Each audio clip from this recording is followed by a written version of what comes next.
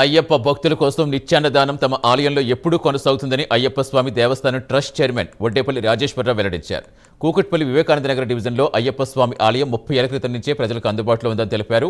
వడ్డేపల్లి నరసింగరావు నేతృత్వంలో ఆలయ అభివృద్ధి జరిగిందని తెలిపారు. అయ్యప్ప మాలధారణ చేసిన భక్తుల కోసం మధ్యాహ్నం ప్రత్యేకమైన అన్నదాన కార్యక్రమంతో పాటుగా సాయంత్రం అల్పాహారాన్ని అందిస్తున్నామని తెలిపారు.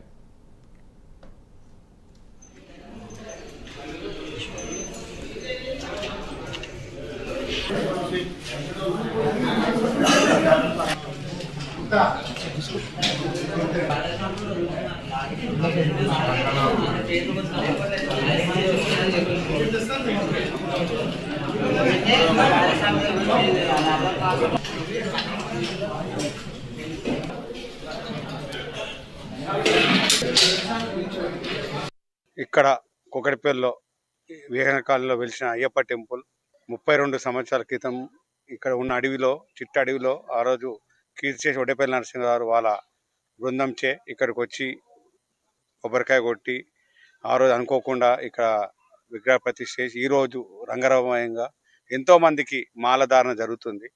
వారు ఆ రోజులో 32 సంవత్సరాల కింద ఆలోచించి ఇక్కడ ఒక భగవంతుడు వెలిచారని తెలిసి ఇక్కడ సాయిబాబా గుడి, అయ్యప్ప గుడి, ఆంజనేయ స్వామి గుడి, వినాయకుని గుడి ఇక్కడ రోజు నిత్యం భక్తులు వేలాది మందిగా మాలలు వేసుకొని మాల విస్తరణ చేసి ఎక్కడెక్కడో సిటీలో చాలా గుడి నుంచి ఏరియా నుంచి పల్లెటూరు నుంచి కూడా ఇక్కడికి వచ్చి మాలలు చేసుకుంటున్నారు.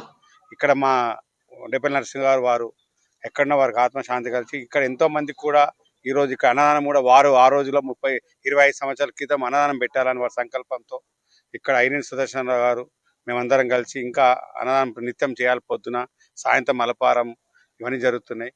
ఏ భక్తులైనా ఏ మధ్యాహ్నం నుంచి ఏ టైంలో వచ్చినా సరే వాళ్ళకు ఖచ్చితంగా అన్నదానం దొరకాలని చెప్పి కోరుకుంటూ పెడుతూనే ఉన్నాము. ఇక్కడ